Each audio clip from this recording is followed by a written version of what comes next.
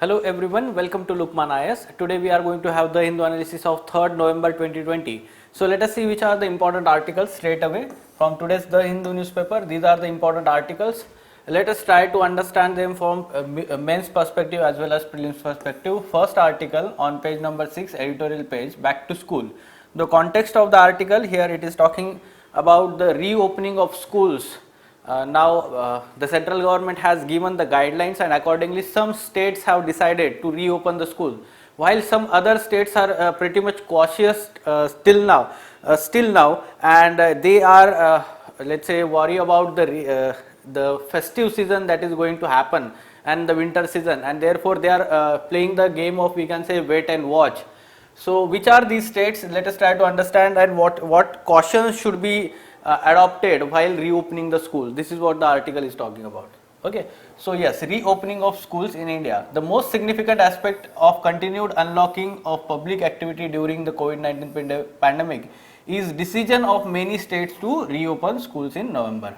While some, such as Andhra Pradesh and Assam, have allowed pupils back on campus from November 2, many others are waiting until Deepavali to resume classes.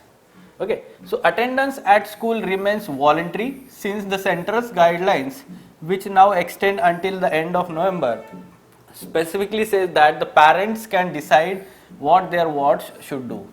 Whether the parents are the authority here to decide whether their children should go to school or not. So this is the central guidelines are talking about reopening of schools. Okay, so yes, at the end of several fatigue months of restriction, the belief that India has crossed peak infections and reduced its transmission rate could well prompt citizens to become lax about safety behavior. What are these? Proper universal use of face coverings and personal hygiene and distancing norms. Okay, so yes, this could pose a unprecedented risk, since children who are believed to be less affected by infection could bring the virus home to vulnerable individuals, a phenomenon experienced after reopening of schools in Israel. So you should support this by the experience of Israel after reopening of schools. Basically, you should know that only 5% of the infections are to the, let's say, children, or section of population, that is children, while remaining is for adult population, the infection rate. Okay, so however they can act as a carrier of this virus, and when they go to school they can bring back that virus to the vulnerable population. Maybe the aged grandparents are there with the home living with the children, so that becomes the risk here. Globally, reopening of school has elicited mixed reactions, but the governments have deferred to learning needs of the children in Europe, where lockdowns have been reimposed due to fresh wave of cases. Now we know that recently the Europe has again become the epicenter of this next wave of infection of COVID-19. So that's why the governments in those countries have deferred the reopening of schools. Okay, so teachers union in Britain are calling for limited classes to help disadvantaged children and those with parental commitments. Public schools in many US states remain closed, while some private institutions have reopened. France is asking even small children to wear masks along with teachers. Okay, so the consensus here at the world stage is to prevent crowding, mandate masks, and allow natural air to ventilate rooms. Okay, so in conclusion we can say that a reopening will revive the economy but need not impose a deadly price in the form of avoidable invisible deaths among the elderly.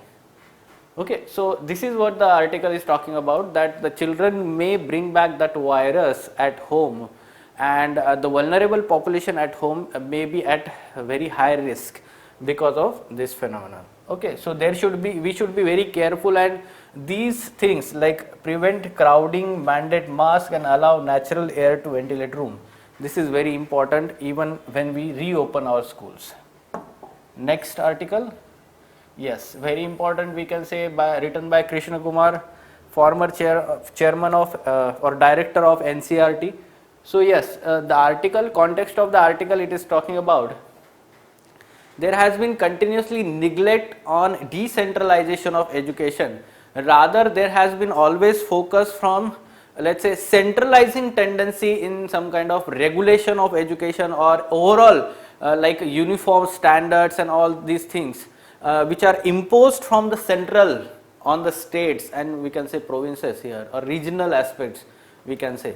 Okay, so here the writer is talking about the importance of decentralized education.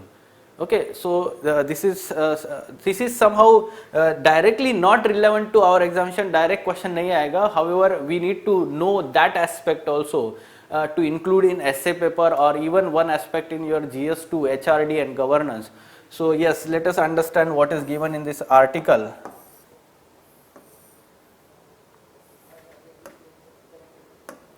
Yes, education in India and decentralization.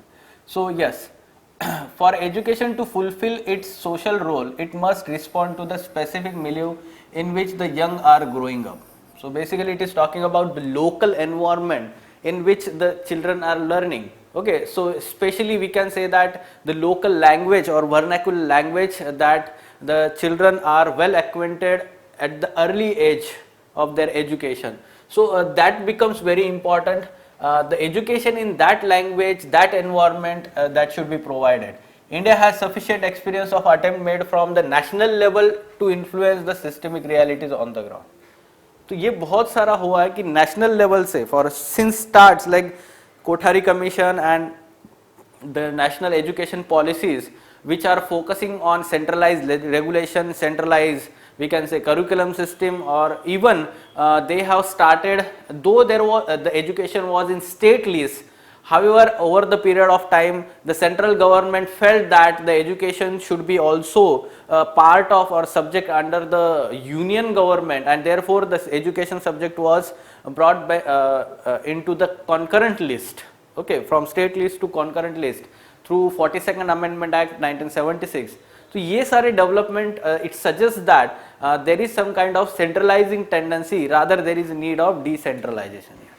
Okay, so states have their own social worlds to deal with, and they often prefer to carry on with the ways they become familiar with the colonial days. Okay, the prime example is continuation of intermediate or junior colleges in several states, more than half century after Kothari Commission gave its much acclaimed report.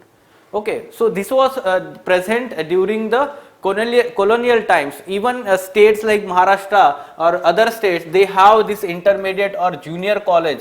Rather, let's say other states or central government, it says that up to 12th standard there is school level or higher secondary school level, but not intermediate college, directly undergraduate college after 12th. Okay, so yes, historically the system of education evolved in the provinces. Try to understand this.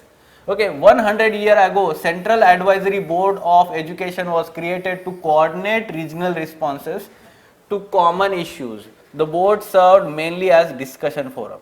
So it was not regulatory kind of having any function. Rather, it was the coordinating body here among the regions, or we can say provinces. The constitution in its original draft treated states as the appropriate sphere of dealing with education. Education was subject in state list. But unlike some other federal countries, India chose to have Ministry of Education at center from start itself. Its role was not merely decorative or confined to coordination among the differing states, perspectives and practices. Rather, the center was expected to articulate aims and standards or to pave road for nation building and development. Okay, so in the name of this nation building and development, uniform standards in the education, the central government has assumed that kind of, let's say, main role here or overarching role in the education sector. Okay, soon after independence, more substantial sphere of center's activity in education emerged in the shape of advanced institutions in professional fields and schools, like specifically meant for children of civil servants, transferable across India. ये कौन से थे? जैसे केंद्रीय विद्यालय और Navodaya Vidyalaya. These central government institutions were established especially to cater the needs of children of civil servants which are transferred across India. Okay, so this gave some kind of role in the education sector to the central government, and thus the concurrency was already a reality before 1976 amendment formally included it in constitution. So education was made a concurrent subject through 42nd Amendment Act. Now India at present has three systems in education system. What are these three systems? First system is a central system. Okay, so those institutions and organizations, universities, and even some schools or schooling system that is governed by the central government, that comes under central system. Okay, so second system here it is talking about state system. For example, state boards or the other universities which are governed by the state, regulated by the state, and the schooling system that is governed by those school boards, state boards. Okay, so that comes under the state system, and the third system it is talking about the private system.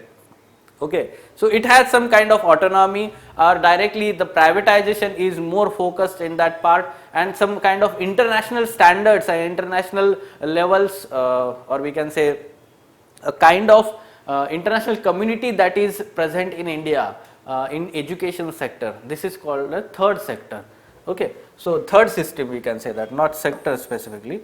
Yes, so there is a central system running an exam board that has all India reach through affiliation with English medium private school. So ये कौन सा है? CBSE. Okay, catering to regional elites. Two school chains run by the center are part of this system. So ICSE and CBSE. ठीक है, तो ये जो है दोनों इंपॉर्टेंट है. Central system that includes advance professional institutes and universities, for example IITs and we can say IISCs, IIITs. These are institutions under central government. Professional institutes and universities of states belonging to second system, which also features provincial secondary boards affiliating schools teaching in the state. Third system is based on purely private investment, internationally accredited schools, boards, and globally connected private universities. An explicit attempt was made under Right to Education Act to bridge the first two system. First two system मतलब कौन से? जो central और state system है उनको bridge करने के लिए RTE, Right to Education, specifically the quota 25% that was given to the economically disadvantaged students, socially and economically disadvantaged students. So that became the uniform criteria, be it the central government school or state government school. Okay, so that was the attempt. However, the RTI is not yet implemented in full, we can say, letter and spirit. Coordination among the three systems has proved unmanageable even in purely functional terms. Okay, so new policy document, that is the National Education Policy 2020, underestimates the problem of reconciling three systems. The functional uniformity is unlikely to offer any real solution. Okay, तो monolithic regulatory architecture जो है वो नहीं होना चाहिए. This is what it is talking about. To accept that one size fits does not fit all. To accept that one size does not fit all, and then to push every foot into chosen shoe takes self-contradictory parlance to a new level. It is useful to recall that RTE was drafted with prolonged involvement with the states and not mere consultation. That's why somehow RTE was successful. Otherwise, what happens is the states are having different kind of standards, different kind of environment in which the education is given to the children or students. Okay, so that's why we need to accept that. At the same time, we can say that the higher education, there should be some kind of uniformity of standard in higher education, but school education and in that particular elementary education, there should be local initiatives, innovative kind of education systems or education platforms should be there, and they should be promoted at decentralized level. Okay, so this is the article is talking about. Next. The nutrition fallout of the school closures. Yes, this is important. The article is giving or talking about the impact of COVID-19, the pandemic, lockdown period, and the shutdown of schools, the impact of this on the food security and nutritional security of children. Why? Because mostly the children, largely those from the disadvantaged section, marginal communities, they were very much dependent on their one-time meal in a school. Okay, so midday meal scheme, we know about that, and midday meal scheme was very much important to ensure the food and nutritional security of the children in India. So yes, this is what the article is talking about, and the way forward it is giving some innovative measures. Okay, so like a recent Global Hunger Index report 2020 ranks India 94 out of 107 countries and in the category serious. Okay, at the same time, the report of state of food security and nutrition in the world 2020 released by FAO and in partnership with other UN organizations, it is also saying that at the peak of school closures, April 2020, 369 million children globally were losing out on school meals, bulk of whom were in India. Some facts in support of this argument, okay, how children are impacted because of closure of schools. Midday meal in India should provide 450 calories of energy, a minimum 12 grams of proteins, including adequate quantities of micronutrients like iron, folic acid, vitamin A, according to midday meal scheme guidelines. Okay, 450 of kilocalorie energy, 12 grams of proteins, and these are the micronutrients. This approximately is 1/3 of nutritional requirement of child in one day, we can say that. Okay, so with all school going children from class 1 to 7 in the government and government aided schools being eligible. Many children reach school on empty stomach, making the school's midday meal a major source of nutrition for children, particularly those from vulnerable communities. So this is very important aspect. Since its start in 1995, midday meal scheme has grown to the manifolds, and this has very much important, let's say significant impact on nutritional security.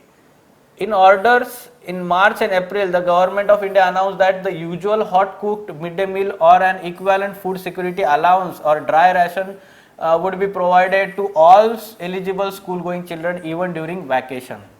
Okay. However, what happens is till now many states are not able to implement this dry ration provision also. Okay. So data and media reports indicate dry ration distributions in lieu of school meals are irregular. The other worrying angle is the fact that there are reports of children engaging in labor to supplement fall in family incomes in vulnerable household. This is bound to happen. Try to understand this. If the family is not able to earn sufficient income for the family members, then somehow the parents or other elder members will seek that their children are also employed somehow, they earn their livelihood likewise in such kind of, let's say, difficult situation. Even the states like Tamil Nadu with relatively good infrastructure and midday meal scheme are unable to serve the mandated hot cooked meal during the lockdown. So what is the way forward here? Some innovative measures are to be taken in such type of situation.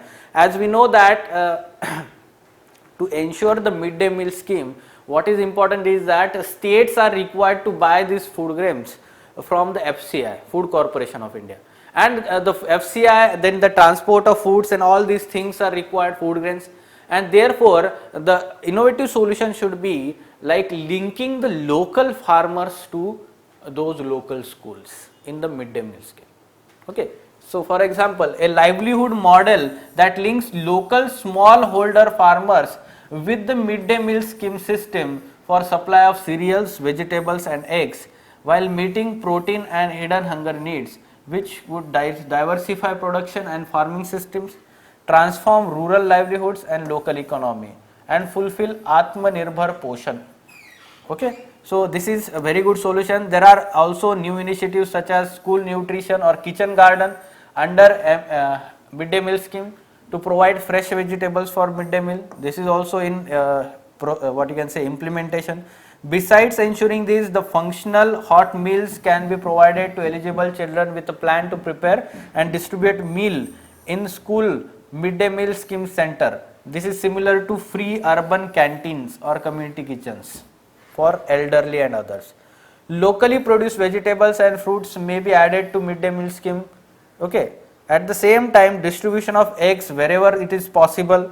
So in conclusion, we can say that with continuing uncertainty regarding the reopening of school, innovation is similarly required to ensure that not just food but nutrition is delivered regularly to millions of children. So basically such kind of question can be attended from this article. Explain the impact of COVID-19 on nutritional status of children in India. Suggest innovative measures to ensure nutritional security of children during pandemic. This is very important question, and already UPC has asked question on midday meal scheme specifically. Okay. At the same time, they can ask such kind of question in the impact of COVID-19. देखिए जब भी हम general discussion करते हैं कोविड-19 का impact, हम either we focus on economy और unemployment, migration, but some trivial issues related to social justice that we have to understand, and human resource development, and the major aspect of that is our children. Okay, so ये article बहुत important है उसमें. Next, yes, Gilgit Baltistan to be the full province, Pakistan PM. Earlier also we have discussed about the Pakistan is in the process to declare it as a 5th province of Pakistan. And recently the local elections are going on in Gilgit Baltistan region. So yes, it will become the 5th state of Pakistan after Sindh, Punjab, Balochistan and Khyber Pakhtunkhwa. Okay, so some important aspect or about the mapping section से ये काफ़ी important है हमारे लिए. और India rejects the claim of Pakistan. New Delhi condemned Mr. Khan's announcement saying it would bring material changes to the part of Indian territory. We consider this as a part of Indian territory, and at present now after reorganization this has become the part of Ladakh Union Territory. Try to understand that this has become the part of Ladakh Union Territory. Okay, so yes, what is importance here? The Karakoram Highway, a key component of China-Pakistan economic corridor, passes through this. तो ये map में आप यहाँ पे देखिए पहले, ठीक है. So this is Gilgit region, this is Baltistan. ये जो यहाँ से ये छोटा सा रीजन दिया गया है, now this is gifted by Pakistan to China, and from this region the Karakoram highway passes through like this. Okay, so this be very important. यहाँ पे जो जंक्शन है, यहाँ पे दौलत बेग ओल्डी जो रोड है हमारा इंपॉर्टेंट जंक्शन है, वहां पे हम बोल सकते हैं. And what is important for our examination is location of Siachen glacier. So Siachen glacier is located here. So this is important, strategically located Siachen glacier. From that we can have or overlook this Karakoram highway directly. So having or let's say strategic aspect, this Siachen glacier is very important for us. And this Siachen glacier is, we can say, east of this Baltistan region. Okay, so and here what happens is different rivers, ऐसे जो दूसरी river जाती है वो Indus है, then there is Shok river like this, and then there is Nubra river. Okay, so Siachen glacier is located north of Nubra valley, Nubra river के वहाँ. Fine. सो ये बेसिक आपको मैपिंग पता होना चाहिए. At the same time China Pakistan economic corridor which is part of BRI of China passes through this Gilgit Baltistan. Siachen glacier is located in Gilgit Baltistan. Recently China and Pakistan signed accord to construct Daimar Basha Dam in Gilgit Baltistan region on river Indus. ठीक है, जैसे ही Indus river ऐसे अंदर जाती है यहाँ पे वो डैम बांधा जा रहा है on Indus river. Okay, with the help of China. So what was the question asked in UPSC this year? UPSC prelims 2020 question. Siachen glacier is situated to. Now many students got this question wrong, and because they did not know exact location of Gilgit or Baltistan region, and they got confused in that. Many students marked this north of Gilgit, but just now we have seen where is the location of Gilgit. The upper part is Gilgit, and the lower part, or we can say south eastern part, is called Baltistan. Okay तो यहाँ पे आपको समझ में आ रहा है कि the answer is north of Nubra valley. East of Aksai चीन तो नहीं है और ईस्ट ऑफ ले तो नहीं है, बिकॉज ले इज समवेयर हियर, तो इसके ईस्ट में नहीं है, and Aksai Chin is this part, so basically it is west of Aksai Chin and not east of Aksai Chin. ठीक है, तो इस तरीके से आप उनको एलिमिनेट भी कर सकते हो। If you know the location of Gilgit then you could mark this answer, correct answer. Okay, so north of Nubra Valley, this is the correct answer here. Fine. Some important captions and quotations from that education related article. Suppose there is essay on school education or education in India. So you can use this quotation or captions here. Fine. Yes. So these were important articles from today's The Hindu newspaper. For further information on editorial discussion or ED classes, wherein in-depth analysis of all mains related articles is done by Ansari sir and team, you can contact Lukman IAS. Thank you.